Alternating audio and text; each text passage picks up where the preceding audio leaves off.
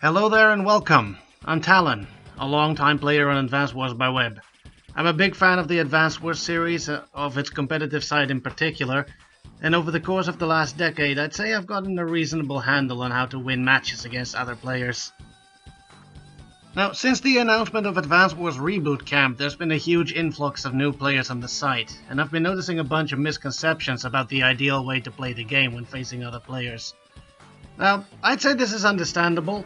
The AI in the games tend to be hilariously bad at putting up a fight, so it makes sense that one can develop habits and playstyles that don't really work versus human players. So I decided to make a series of videos in which I'll be going over some of the basic mistakes newer players tend to make when they start out. Some pitfalls, if you will. I'll be assuming you people watching this have played the base games, but I'll elaborate where I can in case you're new to the series.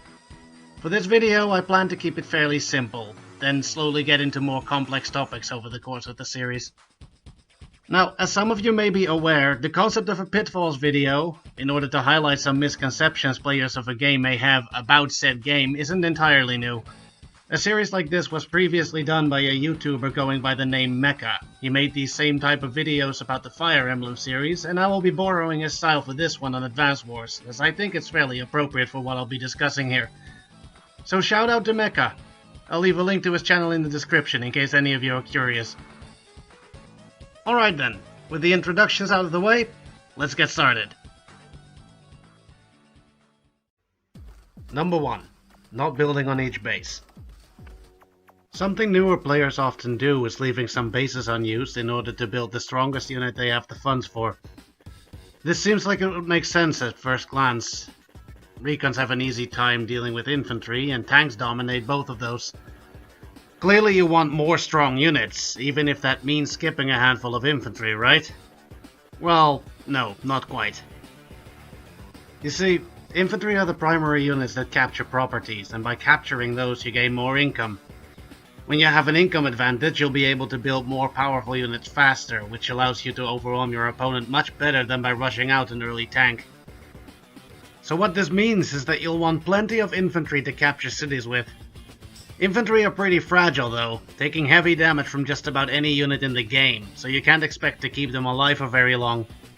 Because of this, without a steady stream of fresh infantry, you're vulnerable to having all of them wiped out or heavily damaged, leaving you without a way to capture. In other words, the only way to ensure you always have enough infantry is by constantly building more of them. Any base that isn't used to build something else should be used to bolster your infantry numbers. Even when it means that you don't quite have enough funds for another vehicle this turn, you keep any funds you didn't spend for the next, so you can still use it to buy your next tank a turn later. Now, you might be thinking, okay sure, so infantry are important when you're still fighting over cities. Certainly they're not that important anymore once the real fighting starts, right? After all, they can barely even scratch most other units. To the contrary, the fighting is when infantry reveal their true superpower. Taking up space. You see, by merely standing on the front, infantry deny the opponent the ability to move through a tile. Obviously any unit can do that, but infantry are the cheapest unit available and you're already constantly building them anyway. It barely even matters if one of them takes a hit. And while infantry are fragile, at full health they can still survive at least one hit from most units, especially when they're on defensive terrain. As such, infantry are excellent units to protect your stronger units from being attacked. You can move into enemy range with your tank or artillery, block off the path with your infantry, and threaten your opponent without being in any real danger yourself. And even though infantry can't deal much damage to many units, they can definitely do battle with other infantry and mechs, allowing your stronger units to focus their attacks on the more dangerous targets. In conclusion, infantry are the best unit in the game. You can never, ever have enough of them. They're the backbone of every army and can always make themselves useful, no matter how many of them you have around. Grab those neutral bases as quickly as you can and pump out more of these soldiers. You'll be happy you did. Speaking of neutral bases, that brings us to the next point. Number 2. Prioritizing the wrong properties. So as mentioned in the previous part, it's pretty important to your progress in a game to capture as many properties as you can get your hands on. Cities provide income, bases, ports and airports can build you new units while also providing income, and comm towers increase the attack power of your units. Still, while all of them are ultimately useful, it's a mistake to consider them all equally important. Considering an important reason for capturing properties is to obtain more income, for the most part it's fine to grab whatever cities are close to your infantry. There's an issue though. Cities don't produce units, whereas bases do. Considering you should constantly be building more infantry, the first order of business on any map is to spot any neutral bases, then capture those as soon as possible so you can start building more units at the earliest opportunity. An extra benefit to prioritizing a neutral base is that any new infantry produced there will themselves also be able to go out and capture nearby cities.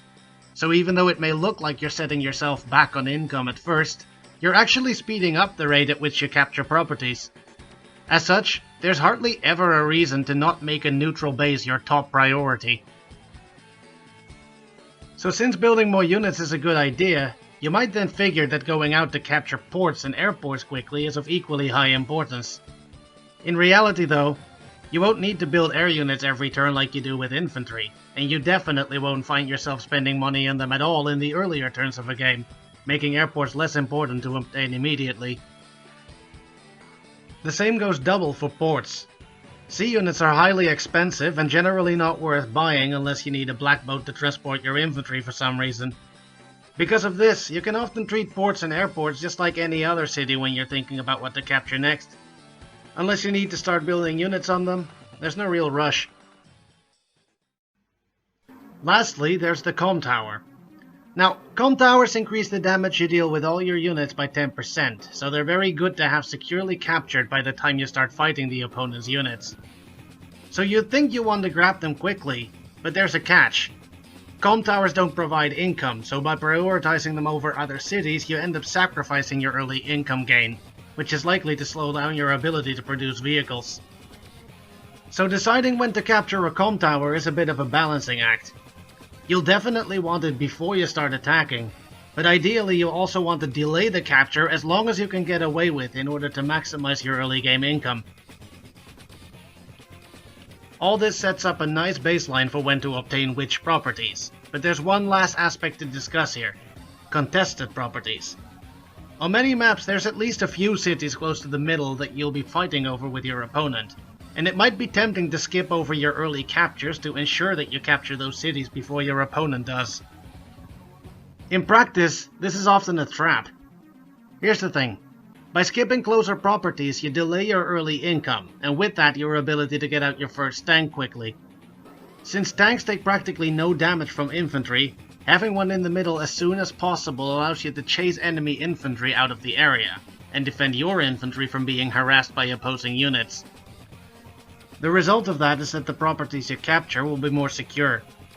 On the other hand, rushing contested properties may mean they're quickly retaken by your opponent who took the slow approach and brought enough firepower to back them up. Capturing a city means little if you don't have the means to defend it. But wait, you might say, aren't recons cheaper than tanks? Doesn't it make more sense to build a recon early to fight for those cities in the middle? Well, about that. Number 3. Opening with recons. So it's the early game. Both you and your opponent are sending out infantry to capture cities wherever you can. You should probably go and oppose those captures as quickly as you can, and recons are both speedy enough to get to the front fast, as well as cheap enough to rush out quickly. They take little damage from infantry, so they can interrupt their captures and chase them off with ease. With a sales pitch like that, it's easy to see why new players might take a liking to recons, but in truth, recons have a couple glaring problems that often make them more of a liability than an asset. The primary problem with a recon as your first vehicle is that your opponent can simply respond with a tank instead. Much like how recons take little damage from infantry, tanks have nothing to fear from opposing recons either. As such, early recons tend to get chased away from the front against any player that doesn't build any. at which point you're stuck with an early recon doing nothing, and less money to build your own tanks in response. What compounds this problem is the fact that two of the recon's main selling points are a lot less impressive than they appear to be at first glance when you start inspecting them a bit closer. Sure, they have 8 mobility, but they also suffer from tire movement, which slows them down considerably on plains and forests. Most competitive maps don't offer clean roads to the front line. You're lucky if a recon can even reach the same distance as a tank, and even when it can, that's usually down a very specific path, meaning you have little choice over where it can really go. As for recons being cheap, in the early game you're still scrambling to get your income off the ground. 4,000 funds might not seem like much over the course of a whole game, but early on that's essentially a whole turn's worth of resources. When you're still trying to claim terrain and establish a stable front, spending all your income on a unit that gets hard counted by a tank is a risky investment at best. Ultimately, there's just little a recon can do that a tank doesn't do better. Even defensively, recons take more damage than tanks from any land unit that can attack them. Unless you're playing on a map with ample roads or shoals, a recon is little more than a discount tank with its cannon and armor removed. Now, after all this, there is one aspect that I have not mentioned yet, which is Fog of War. When playing with Fog, recons provide a sizable 5 vision range to spot enemy troops with. By virtue of Fog of War mechanics, where you can't attack enemy units when you can't see them, recons do end up being a more significant unit in that game mode than in Standard. For all their flaws, they do have a dedicated purpose in Fog that justifies building them. That being said, it's important to keep in mind that all the problems that plague recons ultimately still apply, even when playing in Fog. As your first vehicle, they still get hard counted by your opponent opening with a tank, and they still delay your own tanks in the process. It just happens to be a little easier to avoid said enemy tank when your opponent can't see you coming. With this in mind, in Fog the decision to start with the tank or a recon isn't as simple as you might expect. Recons provide good early vision, and you might be able to get away with harassing captures more easily than in Standard play. But tanks are a solid opening vehicle as well, since they're better at punishing opposing recons when they interrupt your captures too aggressively. The answer often depends on the map and your ability to estimate the location of enemy units. Sometimes it's just a matter of personal preference. In closing, I want to acknowledge that there are a few good maps where higher level players will vouch for the utility of recons outside of Fog of War. Those tend to be the exception rather than the rule though, and even on those you generally can't really go wrong with a tank either if you play it safe with your captures. If you do find yourself playing on a map with lots of easy terrain and hard to defend cities, feel free to use your best judgment on whether or not it will help you more than it costs. But when in doubt, just skip the recon and go for the early tank. 9 times out of 10, that's the right call. And that's all I got for this video. Now, there's quite a bit more topics to talk about that go a bit more in depth than this, but for now I decided to go with 3 relatively basic ideas to kick the series off. Starting at the beginning like this seemed like it would be helpful to provide new players a place to start with PvP, and to myself as a way to get used to making these kinds of videos.